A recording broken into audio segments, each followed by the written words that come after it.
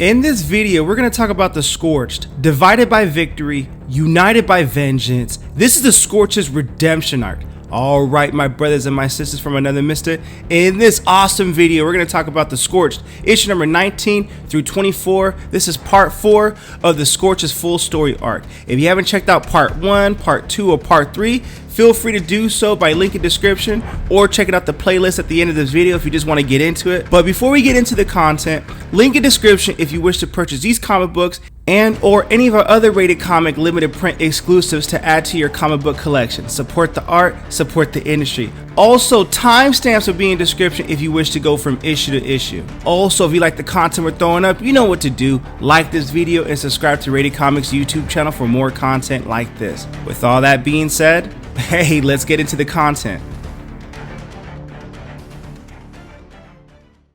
So previously on the Scorched, the Planet Eaters have arrived. Spawn is dead and Spawn is gonna get his revenge one way or another. He's pissed. So at Arrowhead Stadium in Kansas City, the last time we saw the Scorched team, this is in the previous issue, Spawn was buried. Spawn had to return to the fold and the Planet Eaters were coming to Earth. Though one had already arrived, the one they call Senator Terminus. He's doing a speech in front of 75,000 people saying, "I pray for your repentance," while I'm speaking. All these people being tied up were like, "We did nothing, I swear, we followed all of your commands." And Senator Terminus is like, "Sadly, that's the excuse you humans always use. You continue to fail your missions," and he slices them off. So others like Terminus were sent centuries ago to convert humanity. Instead, his kind were often killed instead. What all the Planet Eaters wanted was to give our pitiful world a chance. Sending powerful emissaries who could perform miracles, they were all revered as saints. Until they became outcasts and were tortured, then beheaded. And his handlers, though, were repulsed by his actions. And they always managed to keep things on schedule. And one of his handlers is Lady. "Senator, the crowd is waiting for you." So he goes up and speaks, "And I hate Earth, I always have." Then he goes on to a speech.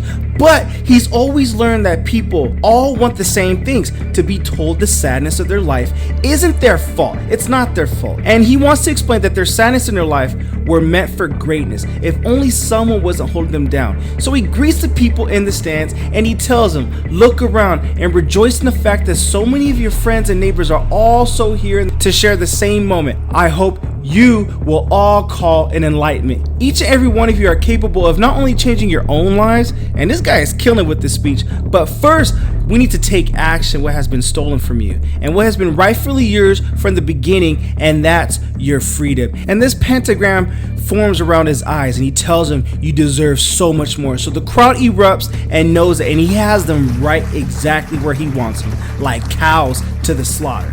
So elsewhere in Oregon at the childhood home of Spawn, Spawn interrupts Medieval Spawn. This takes off exactly where we left off in the last issue. "This place is off limits to everyone. You know the rules, Medieval Spawn. We stay away from those we especially care about, especially the children. So unless Spawn's dead, you want to tell me why you're here? I'll tell you exactly why I'm here. Spawn is dead and her family deserves to know that." "What are you talking about?" says Spawn. So Medieval Spawn explains her tragedy. Their conversation is far from being private. So as the two of them leave, they have both been spied upon by both their fellow soldiers as well, Monolith and Redeemer. So as a young one that Jessica Priest had hoped to protect, her daughter, she's out the window. She tells Granny that she thought she saw someone and they were dressed like they were going to some kind of party, like they're gonna have some kind of fun. So Granny's like, "Well, come with me, baby girl, let's get something to eat. I want to watch our senator speak.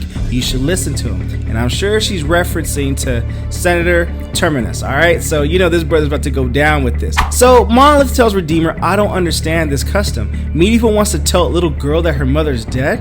And Redeemer's like, "Well, he wants to honor his fallen warrior." "Then honor her by keeping the fight going, not by traumatizing a child. We've come too far into the future. You know that. And you know that if we don't change things now, there isn't going to be anyone left to tell their loved ones are dead. So you know, we got to do this thing right now." And Spawn out of nowhere tells Monolith, "You failed, Monolith. You were supposed to lead them, not worry about your own damn needs." So with the help of Medieval Spawn, the heroes have returned back to the battlefield. "I'm sorry she died," says Monolith. "It happens with soldiers, but the Planet Eaters don't care how many of us fall. They want total annihilation. The question is, what are you going to do to stop that?"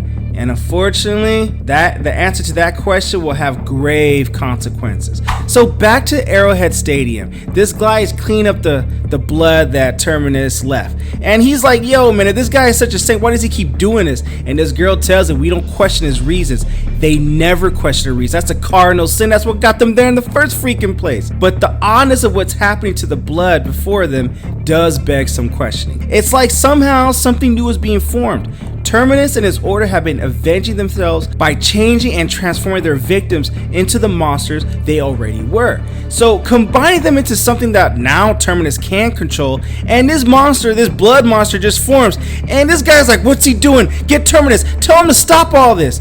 The Planet Eaters have judged thousands of worlds, sending emissaries to gauge what planets are not worthy of saving. When they find them, they start by killing them from the inside. And this girl's like, I warned you not to question, because this blood monster's like, yo man, your blood is my blood. Tina, says Terminus, your loyalty won't go unnoticed. Step aside now. And she steps aside.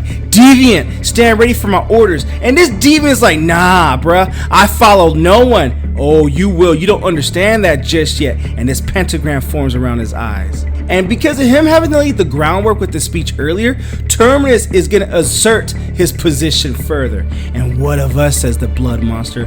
Oh, we move on to other planets, says Terminus, and those planets still await judgment. But first, those who've been waiting must be given a sign to begin their attacks. Tina, connect me to them. And Tina is like, oh yes, Senator. So on a private feed, the call goes out to across the world to chosen leaders with his pentagram eyes and planet eaters in their DNA. Triggered servitude begins, orchestrated by Terminus. We got a connection. You're streaming live.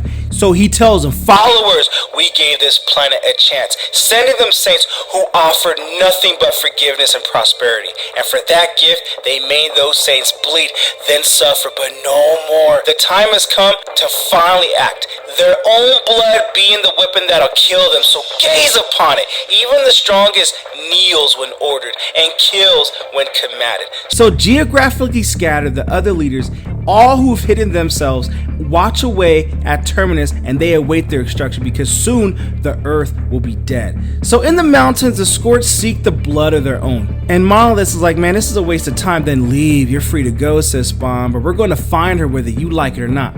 So is this some kind of burial? And the rest of the team understands that even though the relationship was complicated and strained at times like this, a bond is shared between Jessica and Al.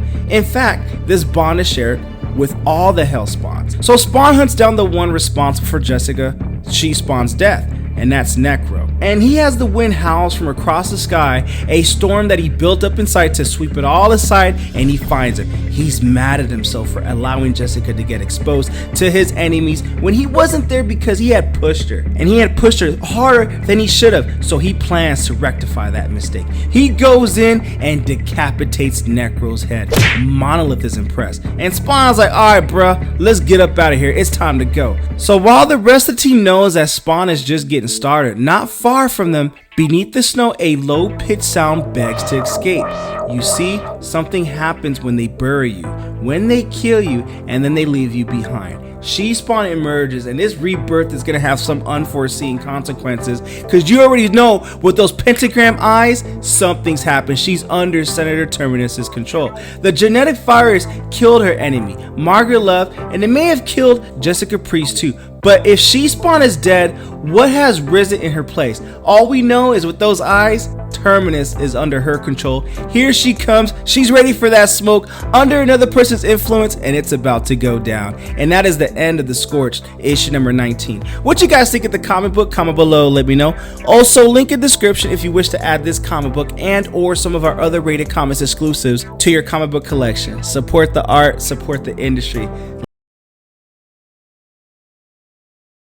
So previously on the Scorched, the Planet Eaters are walking the earth and turning humanity against itself. So in New Mexico, outside a military base where the local citizens have increased their protesting, An online forum belonging to the followers of Senator Terminus has begun making claims the government is hiding the proof that other beings exist beyond our world. Amongst the group, Terminus himself appears. Bro, from the last issue ain't slowing down. He is one of the planet eaters, and he tells his people, your government lies to you. Every day they think you're idiots, unable to grasp how their system functions, how it works against you. They need you to be ignorant. It's how they control you, telling you they'll keep you safe. Well, you're not. Yo, bro, why you gotta be so relatable right now? So as he takes over and mind controls these people, they now need to take down the fence, and to destroy a planet like a cancer, you make it so the host is so overwhelmed it begins to collapse internally, and these people go ham and they go crazy like jackals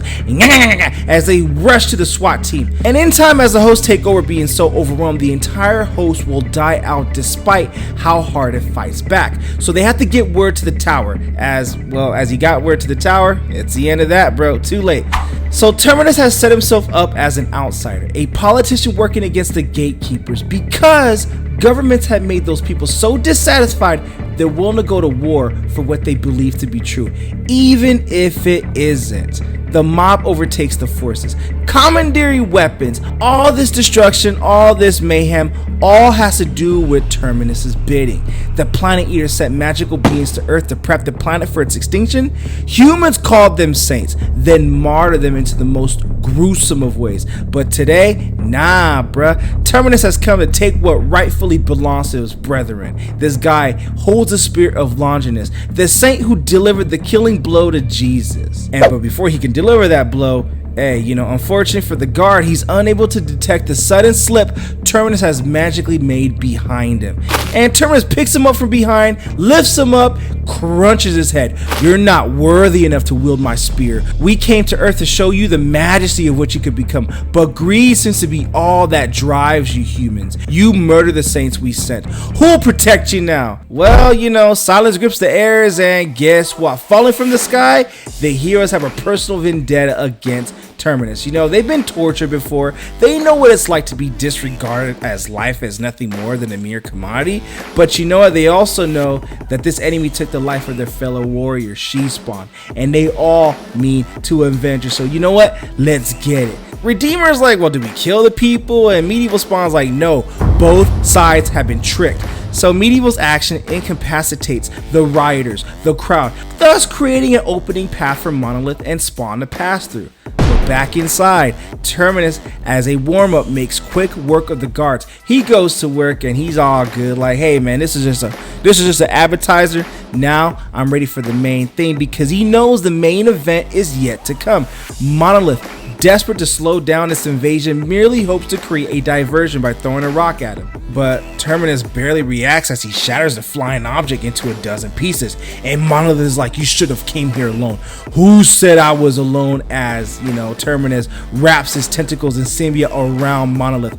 But struck by the ease with which Monolith is being handled, Spawn has to press his advantage now. As rage boils within Terminus, a pentagram forms around his eye, a blast filled with the cosmos. Energy batters Spawn and puts him back because he don't know him like that. But Monolith was playing possum, waiting for his enemy to let up for a brief moment, making him pay for that moment of weakness. These planet eaters have devoured enough, and Monolith doesn't just want to stop them, he wants to destroy them. And that obsessive bloodlust is fortunately shared by others like Spawn. He goes in and lays a haymaker of his own. But Terminus still seems unaffected by it all. That's what grand power does. It gives you the confidence that borders on the edge of delusion. Like the Hellspawns, Terminus is also the first of his kind, and thus one of the most powerful too. So Terminus expels the depths of time and space pouring from his mouth, pouring it all over the protesters, his followers. They in turn feel it in their veins, not just rage, but power, supernatural power. As Medieval Spawns enters the fray, they're all surrounded by what? We don't know, but they got more power. Is it vampire? Is it monster? I don't know what kind of doom they're about to face, but they're about to face some doom right now. Meanwhile, Terminus weakened in ways he's never felt before because he had expelled all that power and spread the love, so to speak. He's gathered the spirit of Longinus and now plans to make his escape. But he couldn't have factored every possibility because Monolith, a 9-foot monstrosity, a creature whose own world was once devoured, and Terminus tells Monolith this planet will fall like yours did. Monolith's grips begin to crumble the craft. And guess what? Terminus has to let out the deviant. It's time. So that deviant he took control of in the last issue, it's time. And the deviant tells him, you need to learn your place. So darkness seeps into Monolith's being, compromising its natural functions as he struggles to maintain control of his own body until one hand has to let go. The helicopter, hundreds of feet from the ground, lurches, shaking loose his other hand. Monolith falls down, his mind on fire. He envisions Earth exploding, the cosmos folding in upon itself, and the dead zones. And he thinks everything is doomed, that nothing in the end will survive. This is all going down, and this battle is not looking good for the Hellspawns. So meanwhile in Oregon, near the childhood home where She-Spawn once lived, She-Spawn's daughter runs into the woods and tells Grandma that there's something out there, and Grandma's like, nah, that ain't true. And the girl's like, Grandma, I promise, something's moving around the woods. I get this eerie feel that we all know what it is, but you know what? Grandma looks at the trees, and when she looks up, the trees, they're singed like a fire burnt a hole through them. She's nearly 70 years old, but in all her life, Sarah Langston has never seen such an odd sight or smell such a repugnant odor. But aspect chilled to the bone, she knows something is wrong. Go back to the house. But, says the daughter, no, don't argue with it, just go. Don't scold the child, Sarah says She-Spawn. After all, we both know how free-spirited her mother was. She-Spawn, or is it just a caprice? But at the same time, is it or isn't it? A fire burns within her from beyond, a grave that's causing her to change with every breath she takes, change into something new and something dangerous. But the question is, dangerous to who? We don't know, as the pentagram around her eye is formed, and we know Terminus has everything and anything to do with it. And that is the end of this issue of the Scorched, issue number 20. You know, once again, I had a blast reading this comic. What you guys think of the comic book? Comment below, let me know. I have no idea where this is gonna go, but now that the Hellspawns have teamed up and they actually are facing someone that could give them a run for their money, and it's not looking good and the odds are stacked against them, let's see how this all plays out in the end. And come on now, we need Gunslinger Spawn back in the fray too.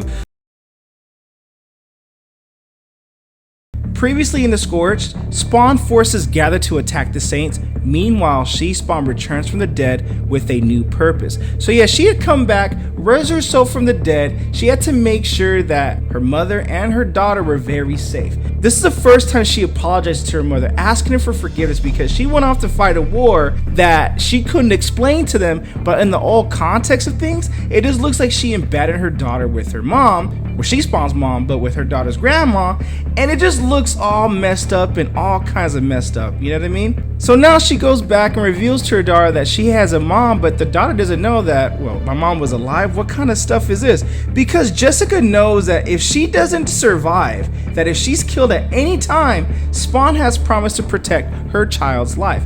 But that comes at a cost, because the downside of asking for Spawn's protection is her daughter will also be dragged into this world filled with misery and contempt and danger. But Gaia and Kingslayer are like, enough, it's not the child's time, not yet, unless you're willing to sacrifice yourself so the girl can take your place. And Kingslayer is like, you know the girl isn't ready to assume her status, so does Jessica. And Jessica Priest goes up to Kingslayer like, and I also know you're far from ready yourself. And Kingslayer is like, perhaps, which is why Gaia followed you here, so you will fulfill your destiny. Actually, you need to become destiny itself, to become the one who can shake entire worlds. So meanwhile at the military base, where Terminus's followers left in its taters, because as from the previous issue where Spawn and the Scorched are just going ham, but they're looking for ancient files and relics on all these saints. But since Terminus and the Planet Eaters share the same bloodlines, they both must want something, and Spawn knows what that is. It's power over humanity itself. But they turn around and focus their attention on something moving in the shadows. Show yourself, says the Redeemer, stop being a coward. And Mandarin and Spawn having a serious case of not being a coward and fucking around and find out. That's what he tells the Scorched. If you guys are so brave, step forward, show me how brave you really are. And none of them step forward because they don't want to test Mandarin, they don't want that smoke. And Spawn's like, okay, I'm more calculated here. Before I fight, before I throw down, Why did you follow us? And Mandarin responds like, to tell you where Terminus is. For as much as I hate what you guys stand for, I've been sent here to let you know there's a way to rid ourselves of his threats, but only if you join me in this cause. And Monolith is like, hell to the no, we're not joining you for nothing. Spawn, he wants more information. Who sent you? Eurocity murdered himself in the monstrosity is like, I did. The Planet Eaters plan to take this planet to rewrite a new history, one that includes all of our deaths. But they've underestimated us. So Hellspawn, what are you gonna do, says Eurocin. The other factions, they're all in place. Gaia, Heaven, Hell, and now the Cosmos. How do you plan on saving your loved ones, says Eurocin. And Spawn's like, you know, he doesn't even answer the question. He just looks at Eurocin like, I can tell you're scared. I'm bound to this Earth, says Eurocin. So if Earth dies, and Spawn already concluded that answer, then you die. And Spawn's like, but they're already here, already feeding off the Earth. And Eurocin's like, well, they're not feeding, they're coring out, down to the very center of the planet. So Spawn's like, and how do we get to them? Easy. We break Earth open. So what do? With the power of gods, these two demons make a seismic assault. Each of their blows as they punch to the ground reaches out across the globe, traveling along the same fault lines of the permafrost the Planet Eaters had burrowed into the soil. Knowing their actions might create natural disasters, which is obviously it is, like you tell from these earthquakes and buildings, Spawn has no choice as there's nothing natural about the threat facing this planet. So the dead zone's already been opened. Now space and time has become fair game, and his teammate Spawn, she's been taken by a mysterious force. So what he and Eurocin are doing is sending their enemies a message, one they won't be able to ignore. And while fortified under the bone church of Sarajevo, he casually sits on the throne as his world is being attacked right now because he's already claiming his world. That's Terminus from the previous issues. He's not even concerned about Spawn or Eurocin pounding away at the Earth to get to the core, because in his mind, this planet has already been colonized. They've already won, because this planet has been weak for so long, making its entire consumption inevitable. He ain't worried about nothing, bro. And because of the way the history of Earth is, people on Earth have been slaughtering and invading one another since the dawn of time. Men stealing each other's land. He just sees like, yo, it's a free-for-all, so we might as well take over. Because killing their enemies, women and children, that's what the guys have been doing on Earth, but we're just coming in to, you know, try him and enslave him because we can do it better. That's what Terminus is thinking. And also, he has a justification that we tried taming them before. It's why we sent the Saints, hoping to deliver the miracles. He's referencing a couple issues of the Scorched, issue number 19, I believe, that he mentioned that. And now they're gonna go about it themselves. So by the grace of the spear of Longinus, their land will be shaken, then burned. So now he's got his fear, he's got his boys, and he's gonna enslave humanity, and he's gonna go to work. And by going to work, they're going to an all-out war. The spear of Longinus, the bow of Saint Sebastian, the shield of Saint Peter. The Planet Eaters have slayed dozens of worlds with these weapons, so instead of idly waiting for their enemies to attack, nah bruh, we're gonna bring the attack to you. And because to these cosmic invaders, Earth has become personal to them, so showing the human cretins that even their most powerful warriors such as Spawn, Monolith, Redeemer, and Mandarin Spawn and Eurocin, when they bring him down to the knees and when they claim victory over them, the rest of civilization will shake.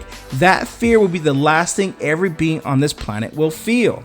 So for the battle to protect the innocent, the clash of good versus evil has played out across the universe billions of times, because the creator of everything we are, everything we see, also designed by the most insidious weapon imaginable.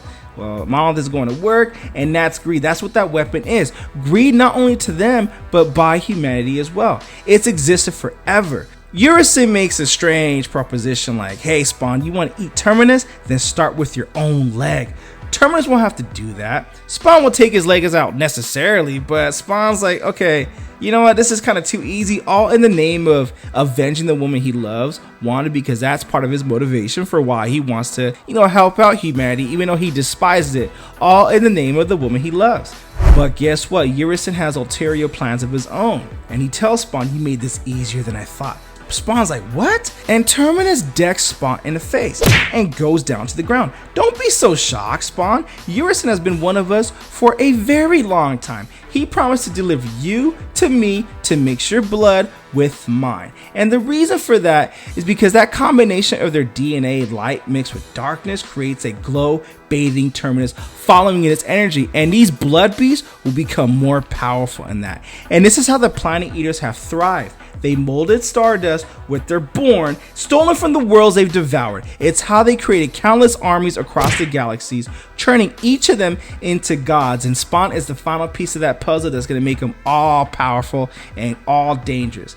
And now Terminus is like, now I have no need for you, Urizen. You served your purpose. So with the Spear of Longinus, he throws it at Urizen, and that's the reward to Urizen, blinding him so black as his soul, and now Urizen can't see. But as Urizen falls, a bigger threat emerges. Guy has returned her from the dead, though still infected with the disease brought by these intruders, because Guy is angry, freaking angry at those who left this woman in a grave, caring even less for this woman's daughter becoming an orphan, all for the cause of some great war that needed to be fought. Guy is pissed. Spawn is standing over Urizen, even though he's all powerful. She's standing over, light beckoning, but she's pissed, so maybe she's on the good side now. And Spawn tells him, if it's a fight you want, then rise, face the wrath of this Spawn. And that is where we end the Scorched issue number 21. You know what? Awesome, man. I can't wait for the next issue to see how this turns out, plays out, and goes ham out. Look, I'm crazy with it, dude. I'm loving it. So previously in the Scorched, Spawn, after being left for dead, has returned. Terminus's plans are finally revealed. So Spawn, Jessica Priest, has returned from where? She doesn't know, but we know because you follow the last previous issues. But her daughter's life is at stake, a child whom she walked away from years ago, but one day will be more important than anyone can comprehend. That's what Gaia told her. So now she comes for Terminus, and that ass is hers. Not to mention, the world is about to crumble. Spawn and Monolith and the crew, all they could do is just watch it all. And Spawn's like, time you abandon these throwaway warriors, Spawn. Your dead zones await you. And Terminus is like, you've no authority or command anyone. He's the leader of the planet eaters. So Jessica Priest, Spawn calls his bluff. Alright then, you say I got no power, you say I got no authority, then destroy me. Show me your powers if you got control over me. Alright, says Terminus, let's see why you think you're a god. Gods don't have to prove themselves, but for you, I'll make an exception. He charges in, he goes forward. And Spawn's like, nah, bruh, we'll see about that. And Monolith is asking Spawn, like, why are we waiting? So Spawn's like, nah, I kind of want to see how much she's changed and how this is going to play out. So Spawn doesn't think anything has changed in her. Instead, this is her destiny. So as Terminus goes in for the choke and the strangle, she counters that and slams it to the ground, and her motivation to protect her daughter is all that she needs. And guess what? If anyone touches a single hair on her daughter, she will gut Terminus alive. Then I'll gut your children and gut them all out. I'll hunt them down. I'm not the only one with something to lose. And Terminus is like, you're mad. Wrong, says Spawn. I haven't begun showing my anger. So what happened to Spawn when she was swallowed into the blackness of the void? Did she, did light flash in front of her eyes? No, they say that when you die, that's what happens, but it doesn't flash in front of your eyes. It gets erased, so to speak. She saw what she thought was important, what she cared about, then realized it was all an invention. Emotions she created in her head, with no connections, no real value, no nothing. Instead, she saw an emptiness, a life she thought was filled with meaning, but it wasn't. That's when she understood she could lose all of it, forget everything, except her daughter. She won't lose that. And Terminus is like, I feel sorry for you. You're being used, taken advantage of, because of your weak grip on your sanity, they'll soon control you. He pops his head back, decks her, blood comes out, catches her off guard. And once they do, says Terminus, your whole world will go black for one last time. And Spawn has seen enough. He has to go in and have her back. Stay here, Jessica. We've got this. Don't touch me, says Spawn. He's mine. And you can see like the evil going dark on her face. Nah, she wants that revenge. She wants that smoke. And she tells Spawn, you want to be useful, take care of what's in the sky. They all know what that means. Planet Eaters, says Monolith. Prepare yourselves, they've come to devour. Now she's seen visions of this attack. In the darkness, space traveling hives loyal to Terminus, whose mission is to burrow into the Earth's core, then radiate out and burrow into the souls of the planet's inhabitants, burrow into the people, draining them of their life's energy. But Terminus first needs to devour the soul of his lifelong enemy, and to do so, Urizen will have to die, choking and pleading for mercy at his hands. As Terminus uses the Spear of Longinus, I believe that's the sphere mentioned a couple issues back, that pierced Jesus Christ. They both dreamt of each other's death, but now Urizen's demise will be the signal to trigger's Earth disintegration. If that happens, She-Spawn returns back into the darkness. She won't go back there. Not again. She takes it out on Terminus, and he impels her. Yep, he impels her in the midsection. You'll be the first to fall, he says. No, says She-Spawn. That title belongs to you. And you gotta love how she goes black, and that's scary, and that's gangster right there, and pierces his eyes. She pierces his eyes because military has taught her one thing: the eyes will make your enemies vulnerable. Without them, the enemy is confused, erratic. So when you do make your move, make it deep, make it painful, and make it last. None of that Minuteman stuff. Okay, that's a horrible joke. I don't know why she said that, but that eye piercing is gonna last way longer than a minute. Make it so your enemy never enjoys a single second of Earth's visual beauty again. Make darkness all they'll ever see again. I'm doing you a favor, says She-Spawn. You'll thank me one day, as blood just bursts out of it like squeezing a packet of ketchup way too hard in middle school and getting on your friend's white t-shirt, because Jessica Priest tells him, I'm gonna let you live, as a message to your kind. Tell them if they ever come back here again, I'll make sure every living human acts just like me. Though blind, you'll see the future, knowing I'm not bluffing. She takes out the spear, snaps it, and flexes like that shit didn't do nothing to me. So the rest of the Scorched, they join the fray. They want that smoke. They go in, they go ham, and you know what? They got the upper hand. But today has not yet finished. The battle goes on, and She-Spawn tells him, Gaia told me this. She said I was to be your queen, to serve at your side, but you couldn't share that. She said you'll never allow anyone to have what you have. And though I never joined you, you discarded me. Why? So you could feast on Earth yourself? You greedy son of a bitch. So caught in the whirlwind of anger, Jessica changes her mind, delivering a savage death blow. Though they'll walk away victorious, today will not be the day the Scorched will celebrate. So She-Spawn's like, now that Terminus is kind of decapitated and I ended his ass, I see Urizen and his followers left. Terminus highs are pulling back too. They're pulling out. Anyways, Jessica, are you okay? Says Monolith. Far from it, she says. And Spawn's like, I think what he's wanting to know is, are you ready to lead the team again?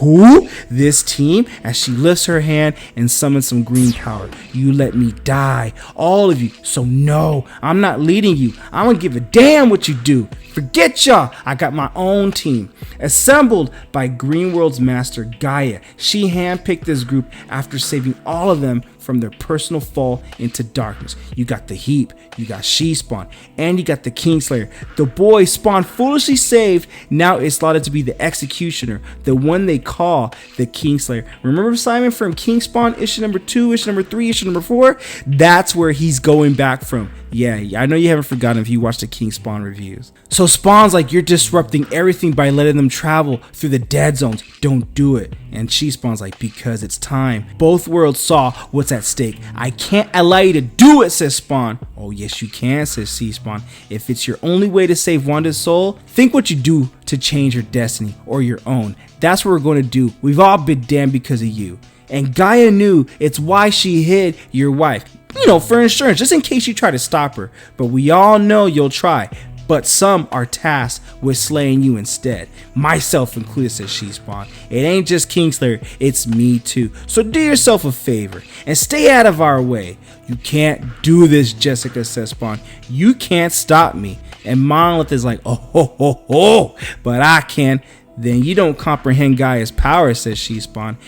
And she's about to show that her power is above all others. You, the Planet Eaters, you're all subject to her. Without her, nothing in the cosmos exists. All this green energy emits and guess what? They disappear. So all that power that Gaia has, not you, the Planet Eaters, all of you will owe her. So as the smoke clears, Jessica Priest is gone. Her new teammates are gone as well. And Spawn, they're all gone. And Monolith and Redeemer are like, I don't think this is over. In truth, the true fight has yet to begin. And that is the end of this issue of the Scorched, issue number 22, where the world's fate is at stake, and this is a Scorched final stand of this battle because a new battle has just begun. What you guys think of the comic book? Comment below, let me know. Also, link in description if you wish to add this comic book and or any of our other Rated Comics exclusives to add to your comic book collection. Support the art, support the industry.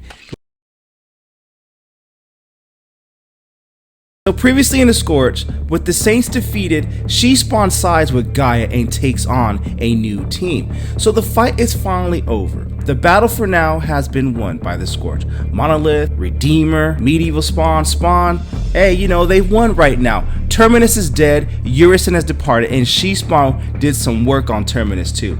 And the energy beacon that marked the Earth for destruction and called forth the monstrous Planet Eaters has faded away, leaving the creatures to withdraw to one of the universe, waiting for the next call, looking aimlessly like, come on boss, we hungry, where we gonna go next? We Planet Eaters and we ain't got no planets to eat.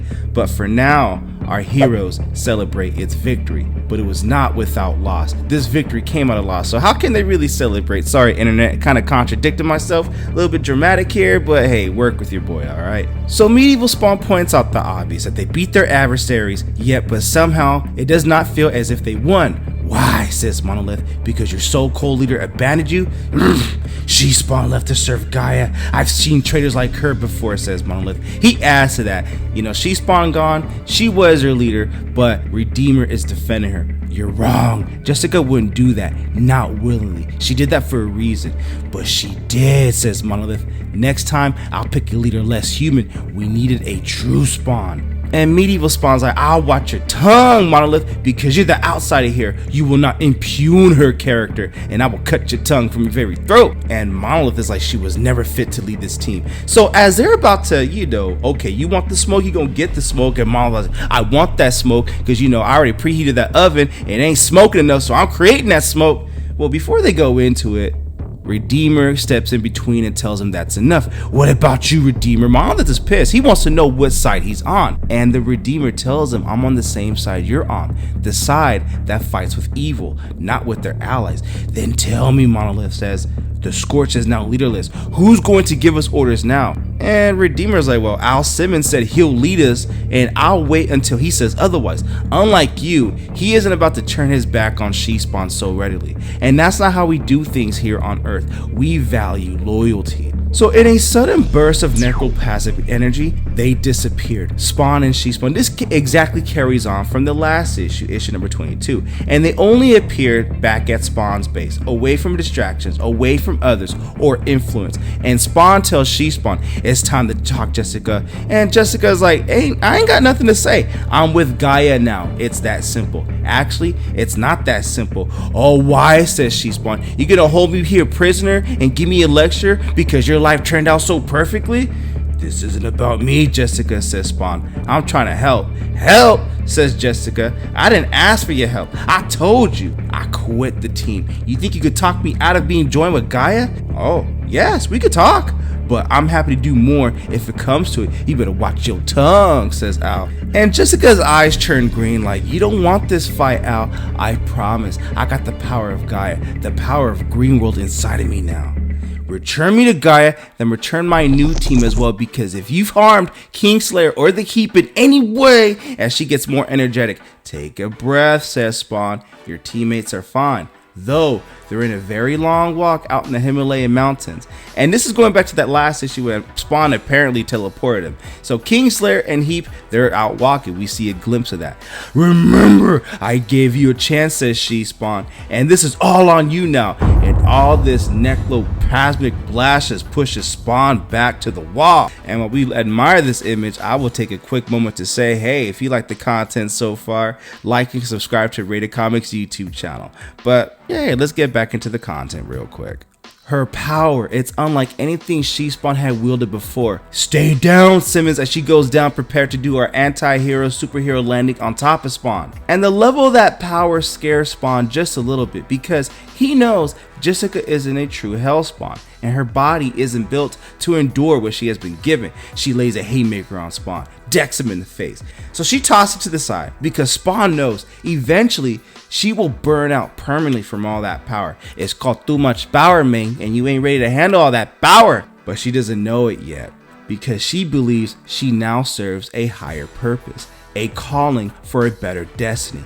As She-Spawn approaches Al and she looks at that smoke that, that Al Simmons impacted on. Stay down, Al. You don't know what you're up against. The war between heaven and hell is no longer a concern for her. Touched by Gaia, Jessica Priest has spiritually ascended to something far more than human. And she feels that she's something more akin to a god. But she's about to learn power isn't the only thing that matters, or that she's the only one that has a destiny to fulfill. How long do we keep this up, Jessica? Spawn emerges and he walks towards her like, you want the smoke? You about to get the damn smoke. What is this? And Spawn unleashes his chains like, this is my power. And he gets these chains up. Show me you can stop it. He entangles her, and not Jada Pinkett entangle. He entangles her, Spawn kind of style. Those are the last words that Spawn speaks to her. He lets his actions do all the talking. As Jessica uses her power and pushes herself harder and harder to get out of it, Spawn uses his necroplasm to form a shield as she blasts Spawn, forcing her to tap into her newfound power and use all of it. And she does use all of it, hitting Spawn with every reserve of her Gaia given power, pushing herself beyond all conceivable limits until, well, hey, it's done. It's over with now. She came in too quick, like busting to high school. Now, Spawn tells her, Jessica, are you back with us? Yeah, I am.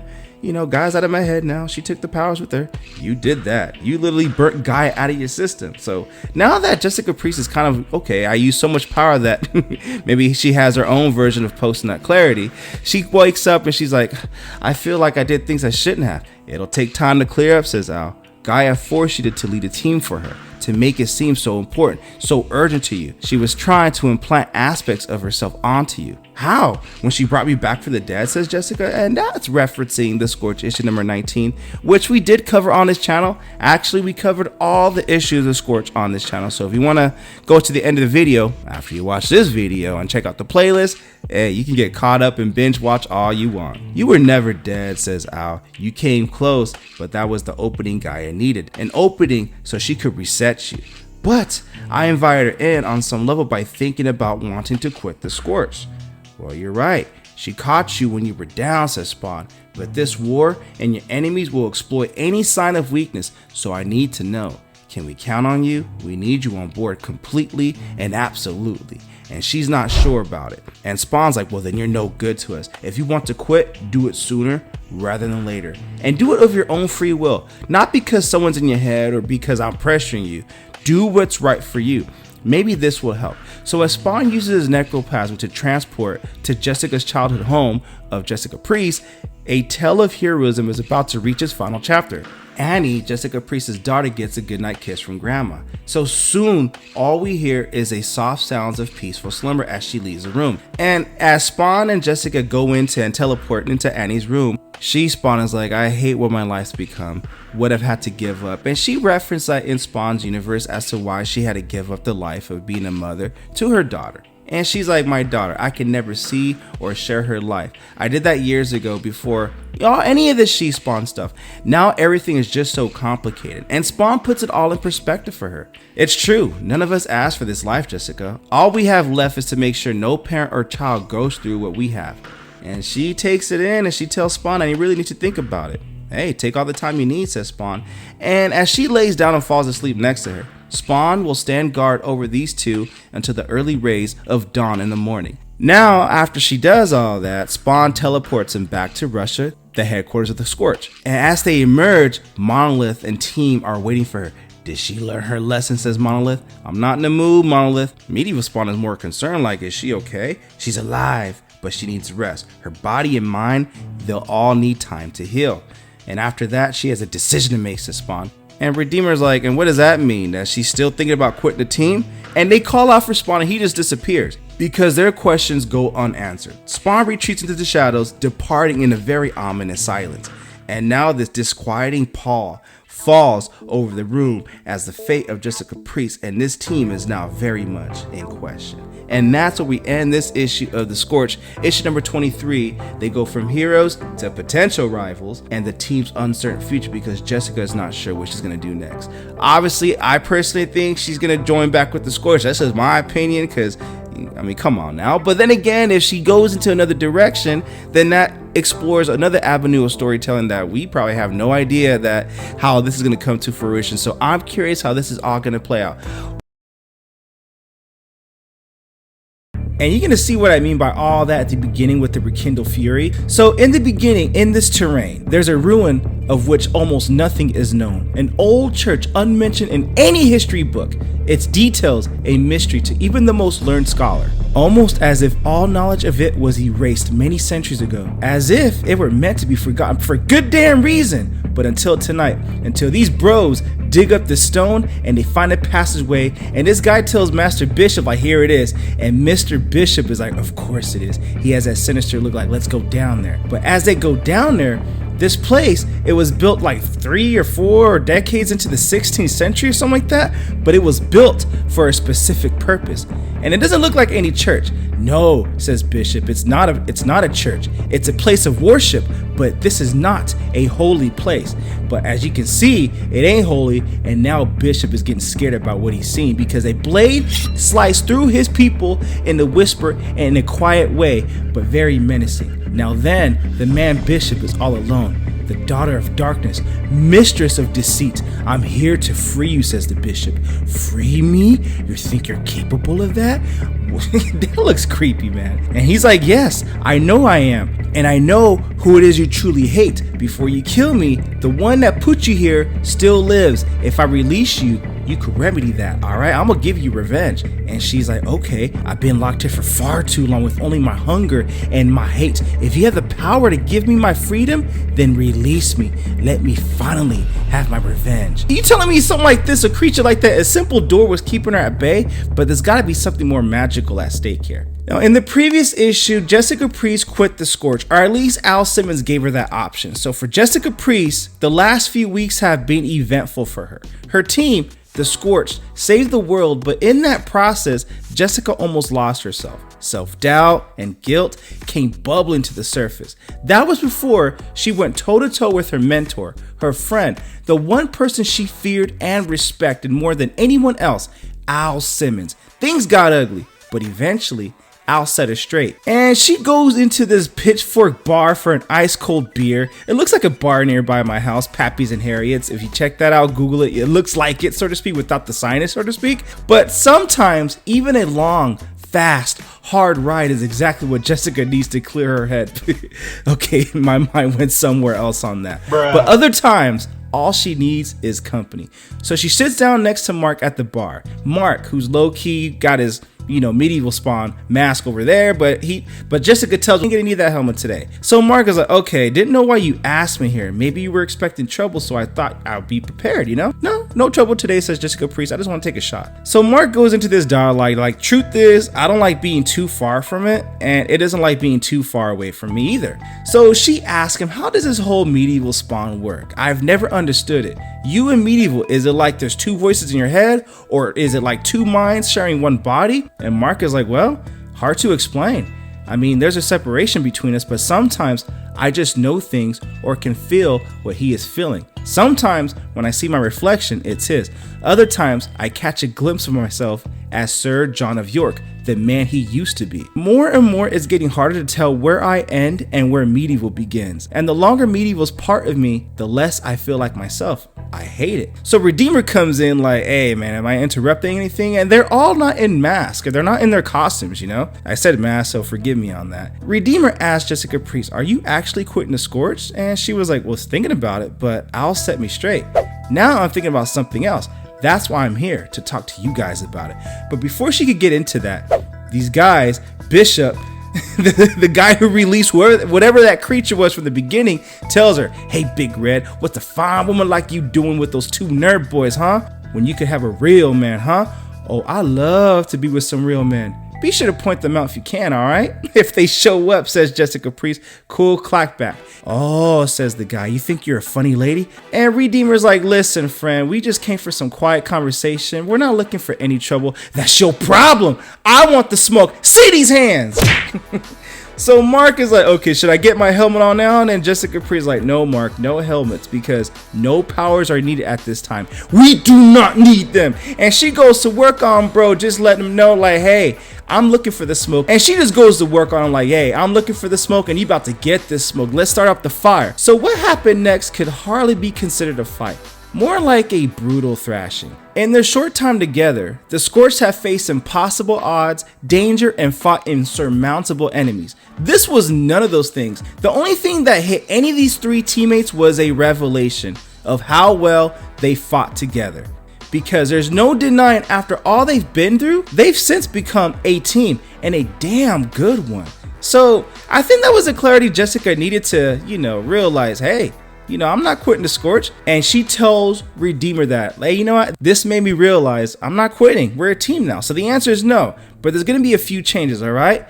Al's going to be stepping away from things. He's dealing with his own stuff. And Jessica tells the team that I got a feeling that things will get a lot worse for Al before it gets better. And she continues with her speech. So that currently makes us a Scorched. We could be many things. Sometimes we'll be a hammer, sometimes we'll be a scalpel, and other times we need to be a shadow. And the others like Monolith, Soul Crusher, Haunt, the Freak, they're just tools. We use them as needed. So this is like the Avengers cast. We're just gonna shuffle up the cast and shuffle up the roster kind of deal. So Jessica Priest tells him, Al left me in charge, but only if I was 100% committed, and I am. But bad things are coming, so we all need to be committed to this and my leadership. Can I count on you guys? She puts the hands up, they put the hands back in, and they're like, hey man, welcome to the team. And so Jessica asks Redeemer a question. I like to clear some things up. What should I call you when we're not in costume? I can't call you Redeemer all the time. And before he can tell his name, a crash in the window with all these decapitated heads and bodies go in. So now they're like, okay, we need to put on our costumes on now because some shit's about to go down. John of York. And that was the former identity of Medieval Spawn. We have unfinished business. Harley, says Medieval Spawn, one of the very worst of my enemies. Back from my time. Friend of yours? And Medieval's like, yeah, I thought I killed her. You can be sure I won't make the mistake of leaving you alive again. Does she seem familiar to any one of you guys? Give the order, Medieval, and we'll do it. You trapped me and left me for dead. Big difference. The idea of killing you kept me alive all these centuries. Has the Flibiac family name ever been forgotten? What of my brothers? Does the Violator still live? Oh, hell no, that's a Violator relative. You know she's coming in with that smoke. And she continues her dialogue. Or can it be his sister, the last one standing? If that's true, then I'll take my revenge out on all of you. You'll see why I'm still alive. They call me the Viscerator. And that is the end of the Scorched. Issue number 24. One name, one inferno, a furious reprisal, and a rekindled fury. That's what I was talking about at the end. Sorry for the dramatics on this, but that's what I was talking about. What do you guys think of the comic book? Comment below, let me know. Also, link in description if you wish to add this comic book and or any of our other Rated Comics limited print exclusives to add to your comic book collection. Support the art, support the industry. Lastly, this review is sponsored by coffee. So if you'd like to buy your boy a cup of coffee, link in description or donate to the super thanks. But the greatest compliment you guys can do is by liking this video and subscribing to Rated Comics YouTube channel. Thank you again for watching. Until next time.